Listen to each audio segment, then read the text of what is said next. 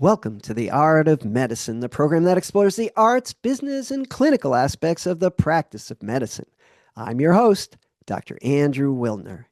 Today, I'm pleased to welcome Dr. Kara Pepper. Dr. Pepper is a physician coach who helps doctors transition from unsatisfying employment to starting their own practices.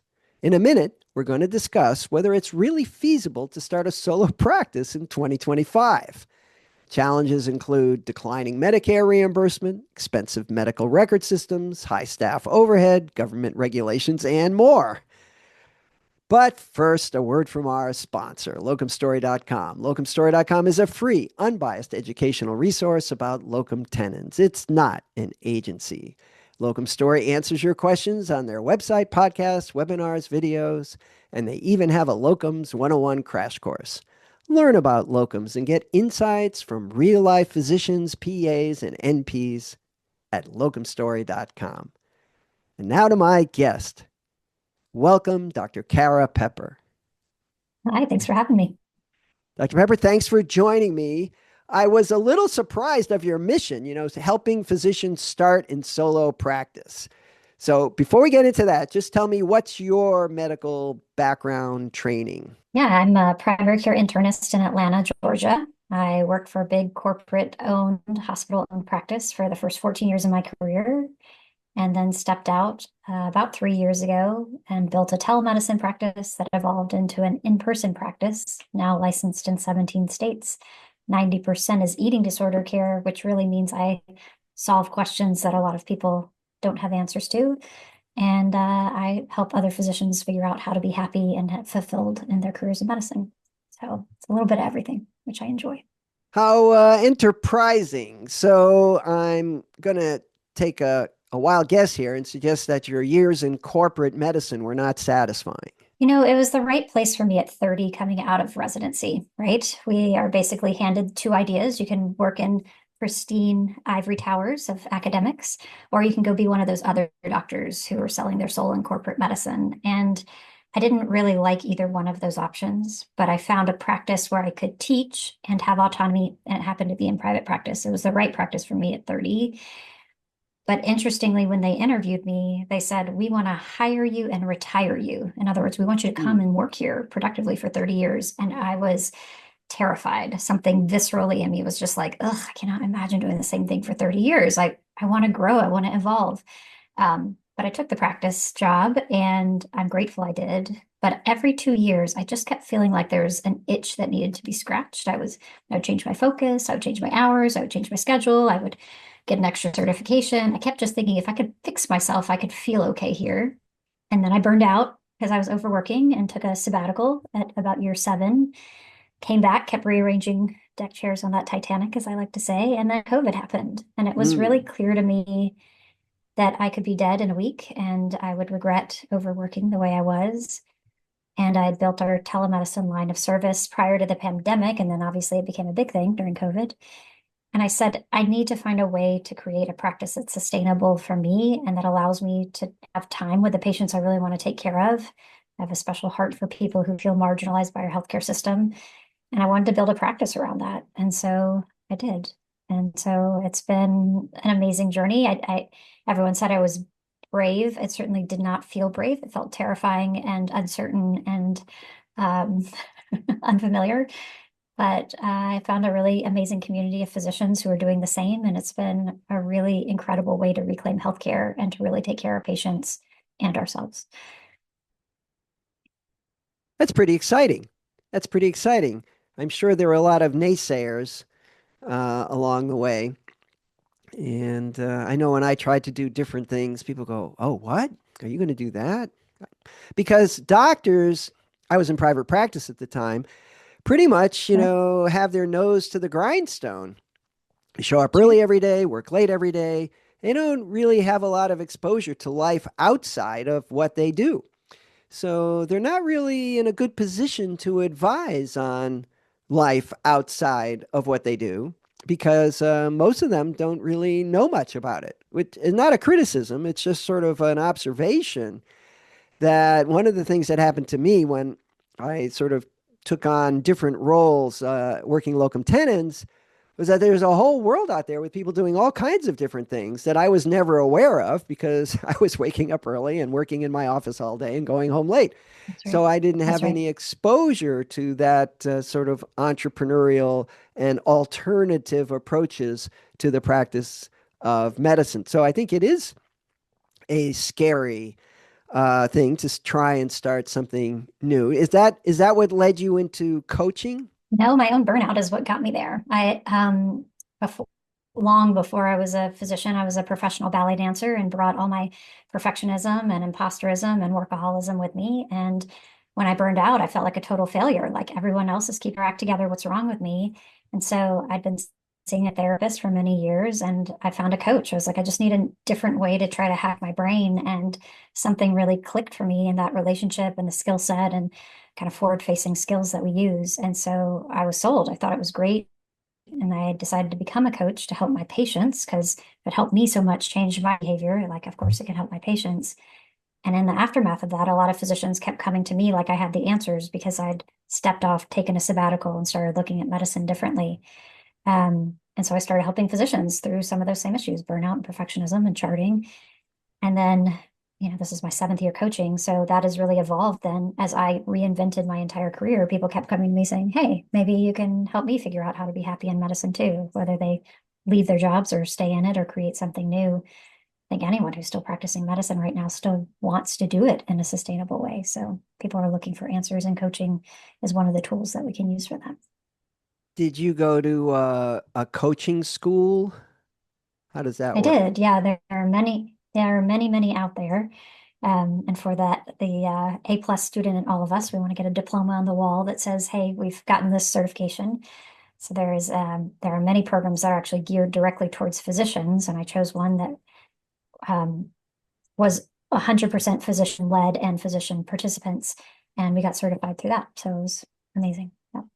I interviewed a woman, Heather Fork, who it was a dermatologist and transitioned.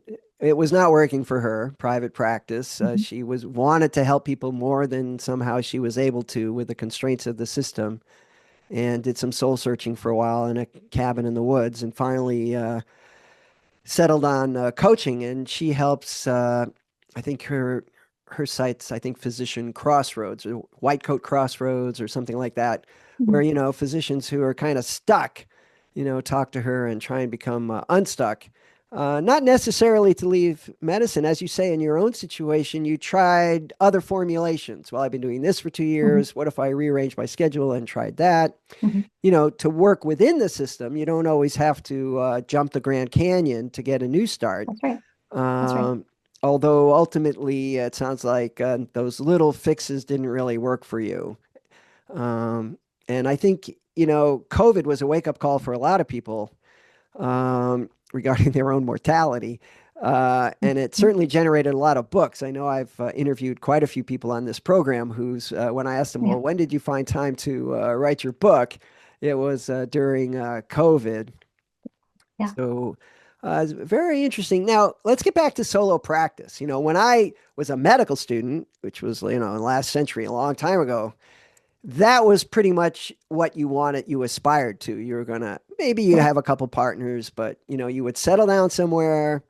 As you say, from the beginning to the end, you would adopt a community, you would try and develop a reputation so people would come to you and that other Mhm. physicians would respect you and refer to you, and you would invest in that community emotionally and also economically. You'd probably buy your building so you could lease it to yourself, and try and make a life out of your practice within that community. That was the model. And that model has certainly become less and less. Of course, there was always academics. And then there was, corporate medicine, like, pharmaceutical companies and stuff like that, which are pretty low on the desirability list in terms of our professors and what one should aspire to. But all of that seems to have evolved, that the solo practitioner option is really shrinking by the day. And yet you have an argument for that. I'm very eager to learn about that. Yeah. I'll preface all of this with two things. One is that I never ever pictured myself as an entrepreneur. This was never part of my vision coming out of residency. Um, and in some ways, I think I needed to go and see corporate medicine for what it was and the support that it offered me out of training, but also to recognize like the only people who are winning are insurance companies right now, insurance companies and perhaps pharmaceuticals and perhaps hospital systems. But as the squeeze is getting tighter and tighter with corporate medicine, with Medicare reimbursements going down and the cost of goods and staffing and all of that going up, we're really reaching a breaking point where it is so cost prohibitive to be a part of these systems, especially ones that are not nimble, who are not willing to adopt new technology and not willing to beta test things. It's actually a lot more cost effective for physicians to start their own practice with a very lean practice model in novel settings, and using and leveraging technology that exists, AI in all capacities, which is actually pretty cheap to start a practice in many ways. And so, as a consumer of healthcare, I'm married and I have two children who have chronic illness, and we maximize our out of network, out of pocket deductible every year. We spend a lot of money on healthcare. And I know what it's like to spend $500 to be in a room with a physician for 5 minutes and not have your questions answered, even with my privilege as a physician. And so I can offer services to patients for much, much more effective pricing, and they can get what they need when they're not paying for this massive overhead. So I think relooking at the pendulum to swing back as physicians saying, I will no longer be willing to practice the way that I am. I want to be able to deliver care that my patients deserve and that I deserve to practice. Whether they're looking at cash-based models like direct primary care, specialty care, whether they're taking insurance, but just building very lean practice models, and leveraging virtual assistants and people all over the world to run the practice. It's been really amazing to see what is possible when we let go of what we thought Hmm. medicine should be. And I think that's part of the resistance is that people don't recognize the sunk costs that they have. I put in all this time and energy into building this corporately owned practice. If I leave, what does that mean for me? And at the end of the day, you are never stuck. What you are not changing, you're choosing. And you can choose to stay in the practice where you are, but you need to understand the cost of staying. And for me personally, that was my sanity, my family time, my delivery of care, and the skills that I'd built. I couldn't even use them to take care of patients the way patients deserve. So I just wanted to build something from scratch. It was great. Because you didn't have time with each patient Correct. to do what you needed to No, do. there's no way. And I mean, we've never been at a juncture where patients feel so betrayed by our healthcare system. I mean, one needs to only listen to the news or go on social media to hear patients say, I feel so betrayed by my physicians. They never listen. They don't care. They're just in it for the money because we're the face of healthcare. Yes. We all know that. We all know where the money's going. And so patients feel betrayed. And we are quite literally dying at 4 times the rate of suicide compared to the national average, trying to make these things work. People are trying desperately to take care of patients. And so closing that gap, then the system as it exists is perfectly designed in that it is perfectly designed to make money for insurance companies, not to close that gap. And so we get to decide, do I want to be part of that solution? And I think a lot of people going into private practice right now, that is exactly what they are trying to do, is to heal themselves and to heal their patients. It's a little grim, but I think there is a reality um, to that, to your observations. And, Yeah. I've practiced locum tenens off and on for many, many years. And Right. for me, it was a way to obtain some work-life balance and control over my Mhm. schedule. And it's kind of been a shock to me that, but I think it's symptomatic of what you're discussing is that locum tenens has experienced a huge growth Yeah. because the traditional options, like the one you took when you finished your training, are just so unattractive Correct. that doctors saying, well, that just isn't that exciting to me. I'm going to work locums for a while until I figure out what I really want to do, or I'll just do that forever. Um, that's one option. Of course, that locums doesn't give you any equity, right? You're not Mhm. building your own practice. You're a pinch hitter. I use the term substitute teacher. When you're in school Yeah. and all of a sudden, Mrs. Burke wasn't there that week because she was sick or, out on maternity leave, some other teacher would show up, pick up the ball. It wasn't an easy job for that new teacher.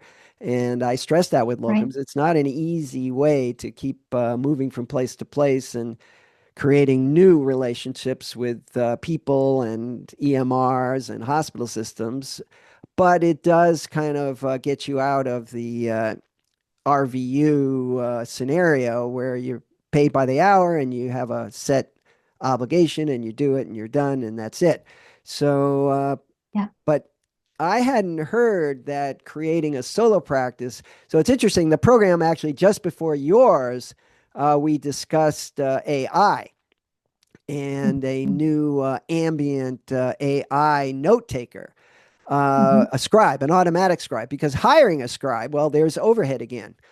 That's right. And this thing, you just turn it on, and at the end of it, it organizes your random conversation into a note, Yeah, and it will integrate that's that right. note into your EMR. And you have to read it, make sure it's right, but it saves retyping it and all of that, non-productive time. And I was really That's right. impressed. I did a demo on it earlier, and it actually works. So tell us some of the other kind of new ways to lower your overhead.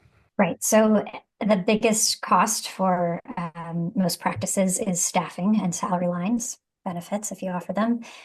So any and many of the particularly front office jobs that people are having trouble staffing is because there's such staff turnover and people are moving for a variety of reasons. So long story short is anything that a human can do that's not directly invested in the face-to-face care with patients, you can look for solutions to offload that with technology. So scheduling, like my patients self-schedule. There's not someone answering the phone and sitting there for 20 minutes going through your insurance information. You literally just go to my website and schedule your own appointment and click and you're done. All kinds of billing can be taken care of with the use of revenue cycle management companies and AI at this point. You mentioned that there's virtual scribes, which there's many of them on the market. They're getting built into EMRs at this point. So offloading that so you don't have to hire someone.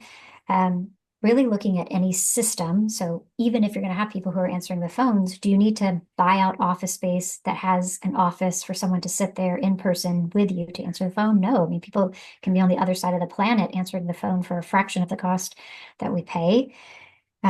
So really looking at the staffing model, what are the things that you truly need a human with that high touch to do? And for people who want to build a practice that is very high touch, you can do that. It's just the cost has to come from somewhere. So we like to say the math ain't mathing. Like it's just math. So you can charge patients $1 million a year to be a part of your practice if you want, but that's going to have a very different service line than someone who's paying for a quick and easy in and out.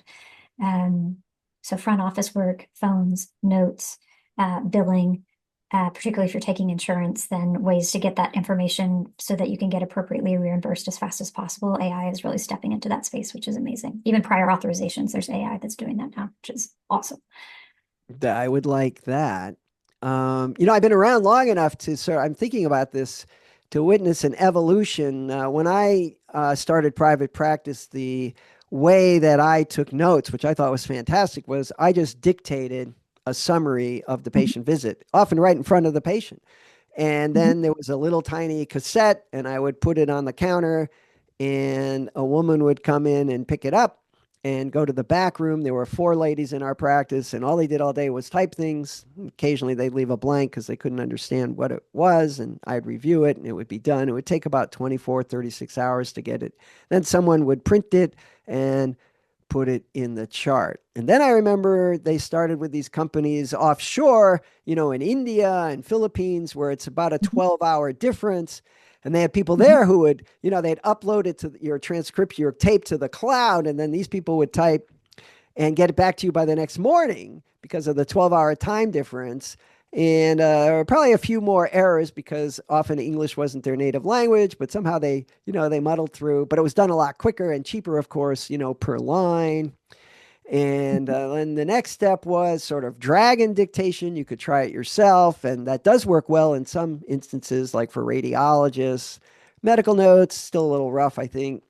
And now we have these virtual scribes. So it's a really interesting, evolution to see that. I guess the moral of the story is things don't have to be the way they were, right? Oh, they They can't be the way that they were, nor ah should they. Our patients deserve better, and so do we. Like our system right now is not working. So it is on us to use our amazing creative problem-solving brains to advance medicine to a place that creates sustainable, efficient systems. I mean, we used to leech people for a living, and we finally got the idea like, that's probably not the best patient care, right? This evidence is not working. Our technology has evolved. Our understanding of physiology has evolved. Why shouldn't our practices evolve? And so, I mean, even just with that one example of note taking, I mean, for me, I'm done with my notes 100% of the time as soon as I walk out of the room with a patient because there's no reason they shouldn't be. There's efficient systems that we can be using, which can be great. Um, you had asked about other ways that people can reduce their overhead. I mean, I think looking at the physical space of an office is another really good example of that. I mean, I'm here recording with you in my home office, and I do telemedicine, which is an amazing adjunct to direct patient care. So, I mean, I don't need office space for that, but my current office is literally one room, shared space with other healthcare practitioners, and we share a lobby. I don't need a massive office building in order to deliver care. I mean, I've been double booked many, many times in the past. I assure you, I cannot be in more than one room at the same time. So I don't need 5 rooms to deliver care. It's just me and the patient. And that tends to be more efficient. But you're seeing people look at novel spaces outside of healthcare, sharing space with attorneys, renting single rooms, even using like WeWork, like commercial spaces to like rent by the hour. If they are building a practice, they don't need to like invest in real estate in that way. So I would encourage any of your listeners who are remotely curious about this to just, if you could just wipe the slate clean and say, like, how would I love to deliver care? What would that look like? What would the pace be like? What would it feel like? And just imagine all the different ways that they could do that. Like, you get to create this. Really, the only thing that's set in stone is you need some malpractice insurance. But outside of that, you can rewrite the script entirely, which is really exciting. All right, great moment for you to tell us how to get in touch with you in case anybody's interested. And remember my name, you can find me. My name is Kara with a K, Kara Pepper.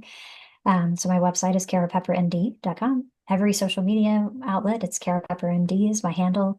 And if you want to send me an email, it's hello@karapeppermd.com. Very easy to find. And I noticed there were some free, you call them master classes on your website. What are those? Yeah, so they really are geared towards physicians who are feeling stuck. So I do a lot of work in the perfectionism, imposter syndrome, burnout space. But also, if you're just curious, like maybe I want to start a practice, but it just feels overwhelming and really expensive. Like there's master classes for just that. In fact, one master class is all the mistakes I made as I was starting my practice. Like I have no secrets. I'll tell you how to not make the same mistakes that I made. There's stuff on there too. So there's all kinds of blogs, blog postings and articles. I have a podcast as well that teaches about this stuff every week. And then there's master classes if you're a video person. And you can find me on YouTube at Kara Pepper MD. So tell me a recent success story. They called you, they said, "Oh, I'm fed up. I don't know what to do. I'm working so hard. I got to do something different." You said I could start my own practice. I can't imagine it. And then they did, and Yeah. it worked. Is there such a person?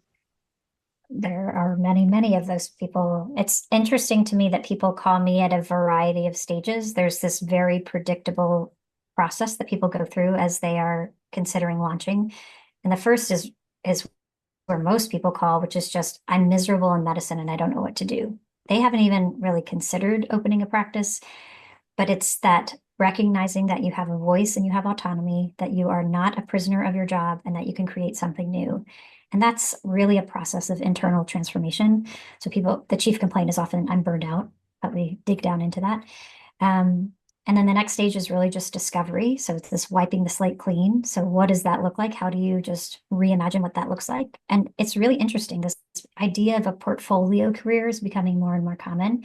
And in some ways, that's what you have had. You've done locums, you've taught, you podcast, you probably have you are a dive instructor. I understand you do all kinds of things that you enjoy doing. And that together compiles purpose and hopefully an income for you to do those things.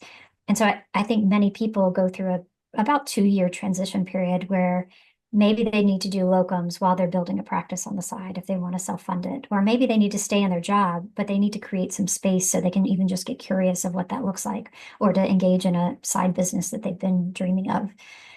So to answer your question directly, I have a number of particularly OBGYNs who are really devoting their career now from traditional OBGYN care to menopause care. So they're building really amazing, very targeted communities around women's health and midlife. And so I have some that have built only telemedicine, others who've built comprehensive GYN practices, others who've gone on like speaking tours and want to do a lot of coaching and community building.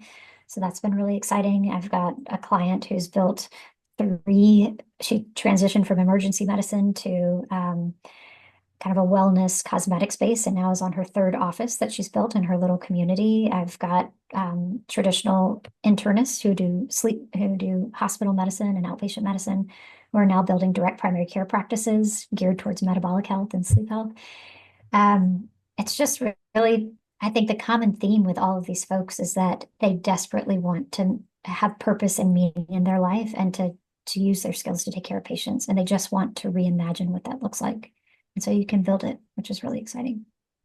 So I feel like I've kind of opened a door into a world that I didn't know existed. I mean, there are always people out Yeah. there trying new stuff, but it sounds like there's a lot more of them than I realized, and that success is possible in a non-traditional role. And as you say, that's kind of what I've done along my career, although I would never Yeah. necessarily recommend it.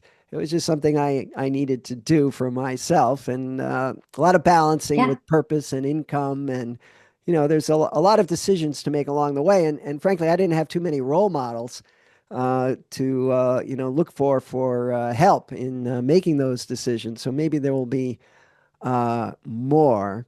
I was going to say that is my number one piece of advice for colleagues.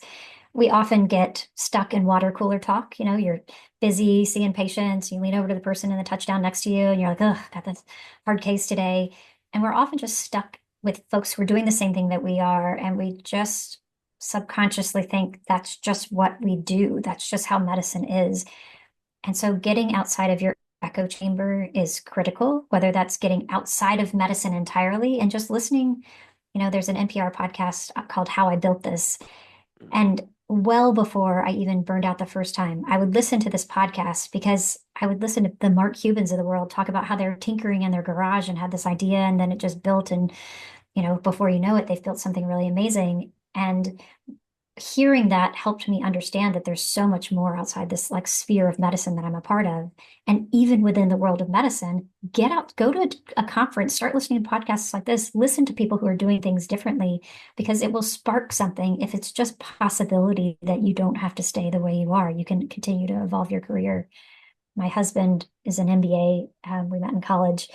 And if he still had the same job that he had when he got out of his MBA at 27, people would think there's something wrong with him. They'd be like, have you not grown? Do you have no ambition? Are you literally still 27 years old and what you want in your life? And somehow we're expected to be hired and retired and stay in the same job we are for 30 years. And I just give your listeners permission to just say, like, getting unstuck is a sign of personal growth. It's not that you're failing. There's nothing wrong with you. Just get outside of the bubble and listen to other people who are doing it. You never know what hangs in the balance of that. And I'll add, and correct me if I'm wrong, that failure is okay.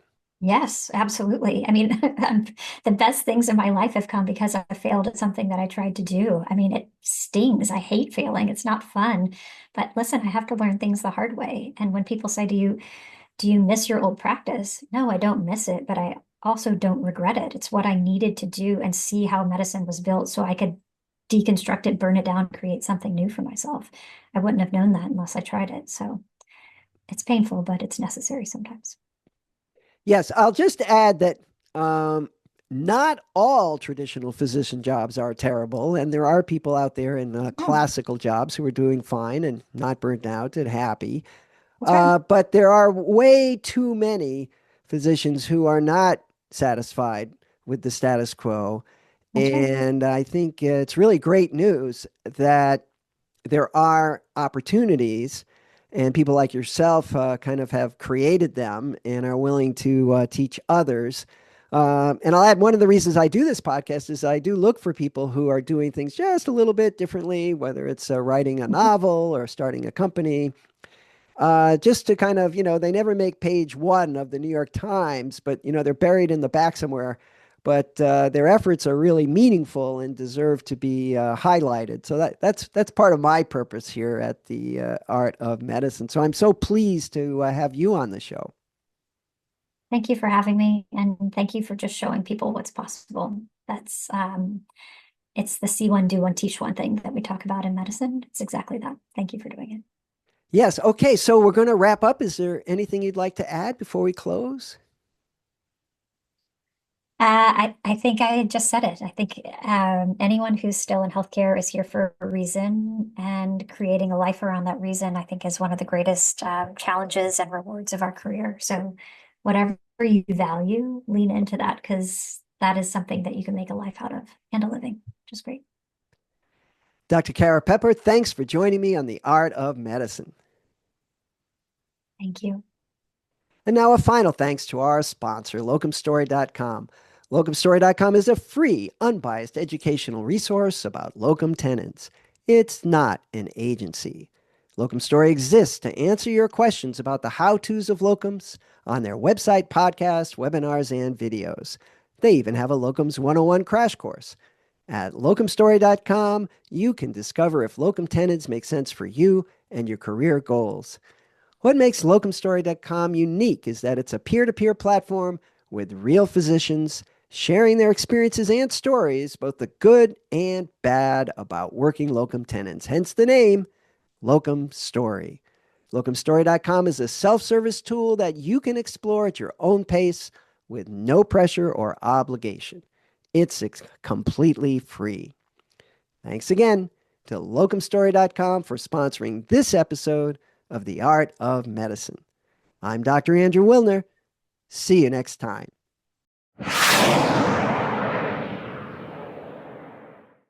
This program is hosted, edited, and produced by Andrew Wilner, MD, FACP, FAAN. Guests receive no financial compensation for their appearance on The Art of Medicine. Andrew Wilner, MD, is Associate Professor of Neurology at the University of Tennessee Health Science Center, Memphis, Tennessee. Views, thoughts, and opinions expressed on this program belong solely to Dr. Wilner and his guests, and not necessarily to their employers, organizations, or other group or individual. While this program intends to be informative, it is meant for entertainment purposes only. The Art of Medicine does not offer professional financial, legal, or medical advice. Dr. Wilner and his guests assume no responsibility or liability for any damages, financial or otherwise, that arise in connection with consuming this program's content. Thanks for watching. For more episodes of The Art of Medicine, please subscribe. www.andrewwilner.com